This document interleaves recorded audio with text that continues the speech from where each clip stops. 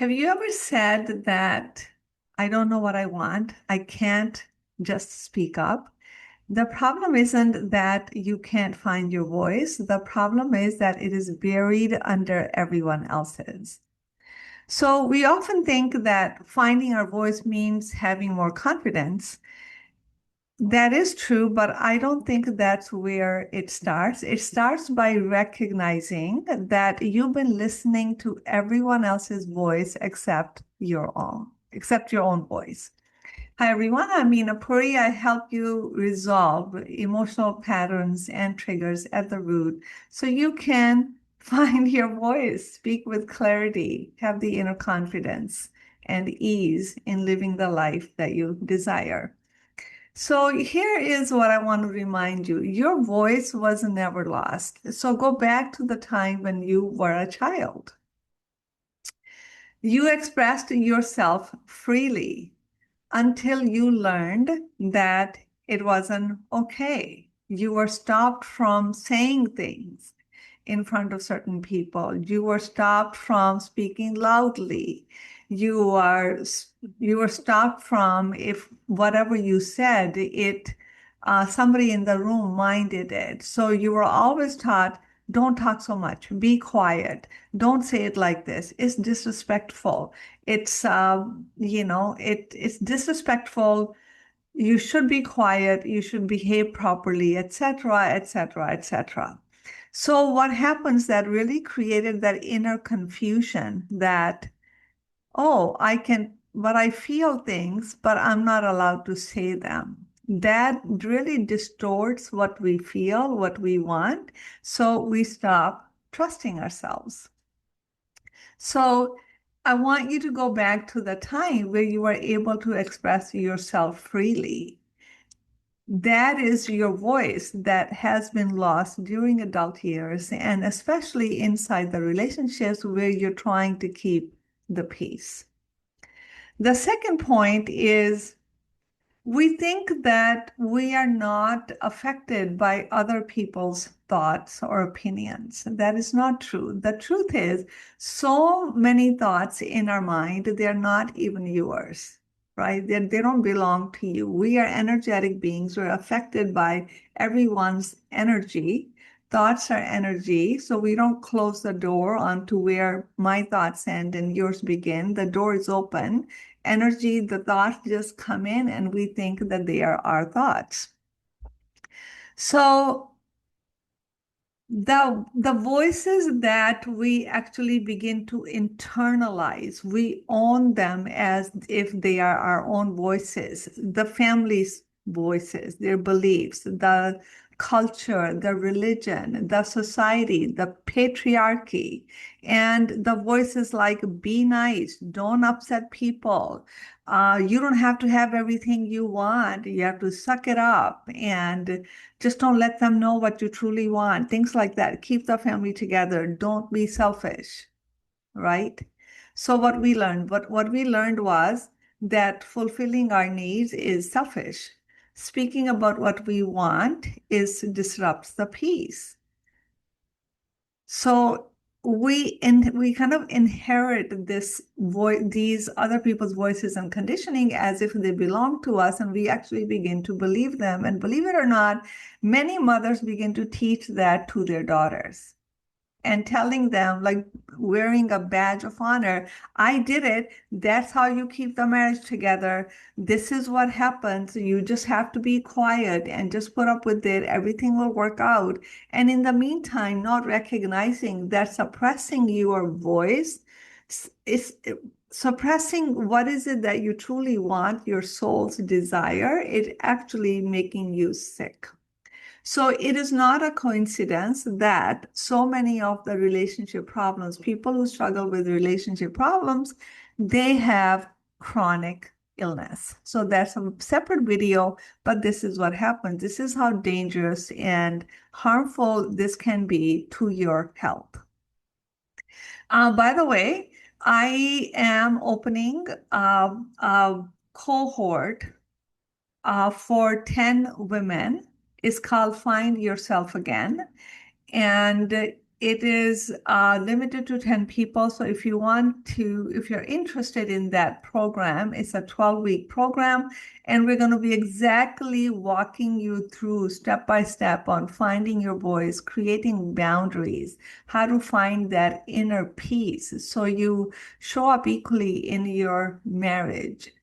And instead of being a bystander and really become fully alive inside a relationship, so you are not struggling, don't continue to struggle in the relationship. So the point of the program is not to help you save your marriage or not save your marriage. The point is to save yourself. If you're interested in that program, it will be in the description and the comment, first comment. There's a link that you can add your name to the priority list because we're only accepting 10 women. I want to work closely with women in 12 weeks. I want to give them the transformation that they need. Okay, continuing on. So, point three is kind of really building upon the point two. We think that everybody's voice is really our own voice. That's a result of being conditioned. When we are being conditioned, we actually don't question. We are on an autopilot, and we don't realize that we actually have a choice of thinking different, of speaking differently. Um, Many beliefs that we continue to follow, they're no longer even your beliefs. They don't even serve you anymore. They are inherited from your family. The times when there was such a big gap, gender gap, not that there isn't a gender gap, it's talked about more, but the gender gap has always been there, and it's problematic. And so you have assumed a place inside a relationship because you are a woman and taken on responsibilities that are not even yours, taken on voices that are not even yours. So you are not even living for yourself. You're living, but the voices and what you're doing, what you're conditioned to do not belong to you. Because what happens in the middle of the conditioning, we really never stop to ask, what is it that I truly want? That's the hardest question for many women that I work with to answer. It's like, what do you want? I don't know. What brings you joy? I don't know. So the work becomes then connecting them back to the things that brought them joy. That connection is what gives you the permission to add language to what you want, what you truly feel, and own it without any guilt, without thinking that you are disrupting peace.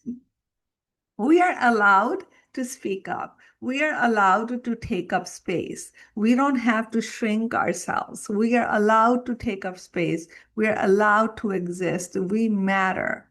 So when we take on that identity of someone who matters, then what you truly want also matters. What you think, feel, believe also matters. And then adding a voice to it, language to it, it just becomes the natural next step.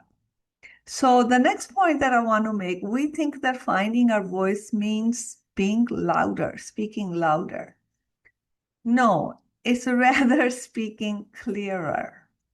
When we kind of mumble and we kind of put our hand on, we kind of stand in a very meek posture and we say something, and the moment somebody shuts us down, we just say, "Oh, okay, you're right. I didn't really mean to disturb. I'm so sorry." We apologize. We apologize for no reasons at all. It doesn't mean that you have to shout. It just means there's something inside of you that is not clear, that is feeling guilty, that believes that you're not allowed to speak. You shouldn't be speaking. You shouldn't be taking up space. What you want does not matter. You are here to maintain the peace of everyone else, but not within you.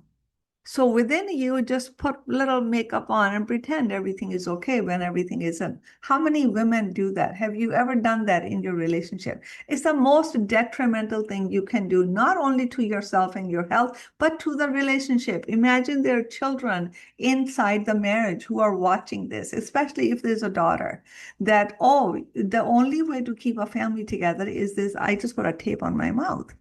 Right. And notice what you're teaching to your sons. They think that he is allowed to speak. He is being served.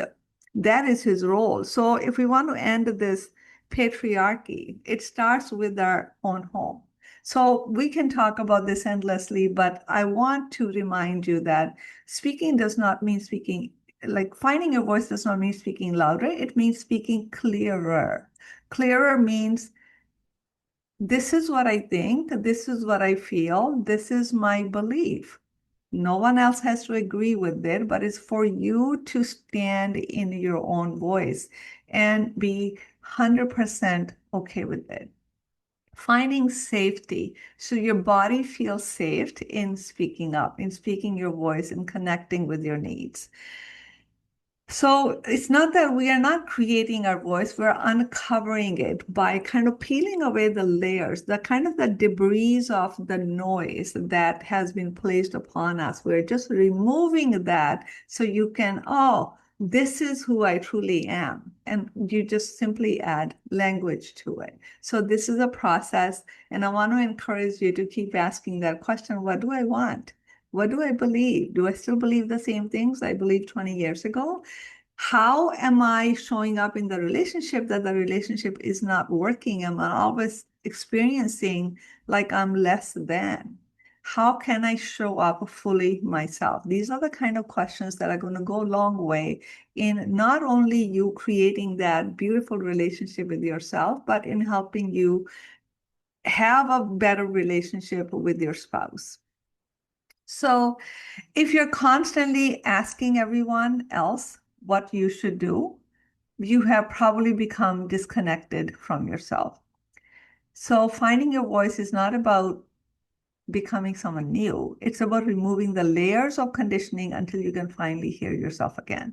So this is one of the important journeys we will be taking inside my program. 12-week program is called Find Yourself Again. It's limited to 10 women. I've been doing this work for a long time, but this is a new program and I am basing this on my book. My third book is called The Relationship Illusion: How Smart Women Lose Themselves in Love and How to Stop. It's available on Amazon if you don't have a copy. So the book is the premise of creating that program, but I'm really focusing on the practical, transformative insights, journeys, somatic work, and exercises that I'm hand holding you. So your transformation is guaranteed, because that's why I'm only opening it to 10 women, because I want to really get you on the other side of it. So this is not a bunch of talk or lectures. These are live sessions every week.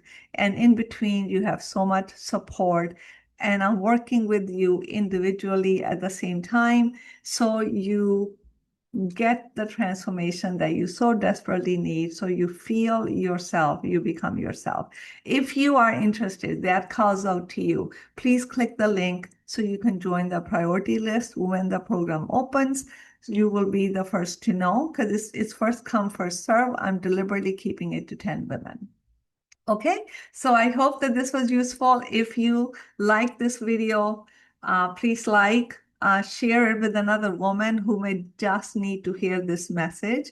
And I love seeing your comments. I read all of the comments. The more you engage with the video, the further it reaches. And if you have not subscribed, go ahead and subscribe so you're notified when the next video is up. So it actually does not, I love the YouTube subscription because it doesn't do anything to your email, nothing. It's just that when you open up YouTube, that video will show up because you are like an active participant in it. So thank you so much for tuning in, and I will see you at the next video. Take care.